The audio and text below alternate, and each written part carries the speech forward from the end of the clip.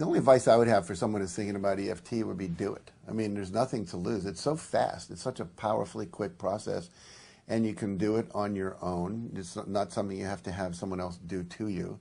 One thing I've loved about EFT is that there's kind of a, I call it a populist approach. Let's kind of take this technology and give it away. I mean, you can go on a website and get protocols for the techniques and the tapping points and the sequence and the 9 gamma points and all that stuff. And it's easily learnable and doable. I mean, I've taught it to nurses who have to put people into you know, CAT scan machines who are phobic, and within like a few minutes, in they go, no big deal. So it's fast, it's rapid, it's effective, and you know, there's no toxic side effects. You know, it's just perfect.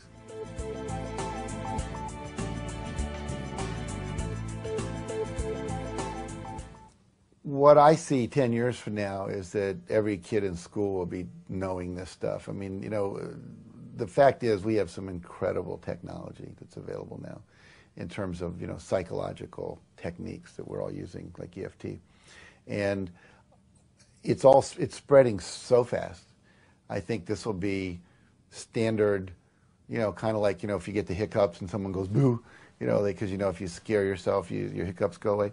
I think it's going to be as common knowledge as that. You know, the internet has changed everything, and with television now, with internet TV and streaming videos and all of that, anything that is good spreads virally, and the viral spread of this is phenomenal. I mean, literally, when I've got people coming up to me in my workshops and saying, "Do you use EFT?" And of course, you know, oh, good, and it's out there, and I think that 10 years from now, what we've learned in the secret law of attraction will be as commonly understood as the law of gravity, and that EFT and other technologies that are still to be evolved. I mean, you know, EFT is, and I'm only looking at it from the periphery, has gone through several stages of evolution, and new technologies and new applications keep being created by people who are experimenting and so on and so forth. So one of my friends is a Tai Chi and Qigong master, Chun-Yi Lin, and his dream is to have a healer in every family, like a doctor in every family.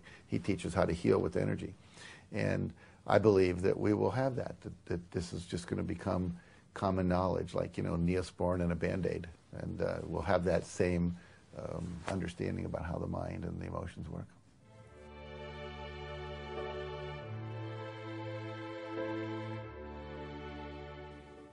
You know, a number of years ago, I was in Bangkok, Thailand, and as you do when you're a tourist, you travel around and see all the little sites, and there's 3 places you always go. There's the reclining Buddha, which is this gold leaf, the Buddha that's about as long as a football field. Then you go to this jade Buddha, which is about this tall, solid jade, and then you go see this thing called the golden Buddha.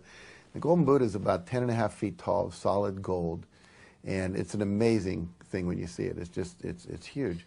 So while I was looking at the golden Buddha, my wife was off to the right side, and I was taking a picture, and she was over. There was this case that was full of a big piece of clay about 1 foot thick, 2 feet wide, 3 feet tall. And it said in 1953, 4, 5, 6, 7, something like that, that they didn't know there was such a thing as a golden Buddha. And they were actually lifting this big clay Buddha to move it, to make way for a road that was coming through. And as they lifted it up in this temple, it cracked.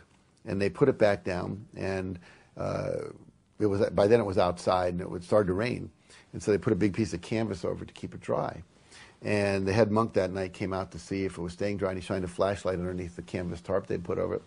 And something reflected back from inside the crack. And he said, well, clay doesn't reflect light. There must be something else in there. So the next day, in the back where it wouldn't show if they screwed up, they chipped away, and sure enough, there was this golden Buddha inside. And their best theory is that about 300 years earlier, the Burmese were attacking Thailand.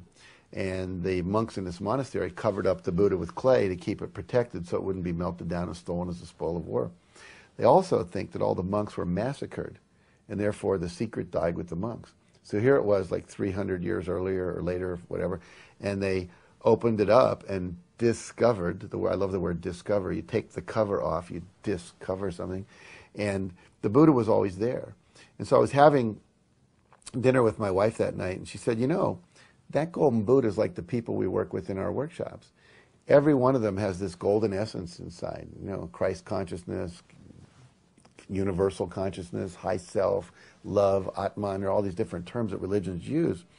But it's been covered over with the clay of self-doubt, negative limiting beliefs, and fears, and so forth. And so our job in life is to remove that which isn't us, to get rid of the clay, allow ourselves to get back in touch with the essence of who we are, which is divine and creative and beautiful. So I see EFT as a technology or set of technologies that allows people to remove the clay off the golden Buddha of who they really are and let their true magnificence come forward and express itself again.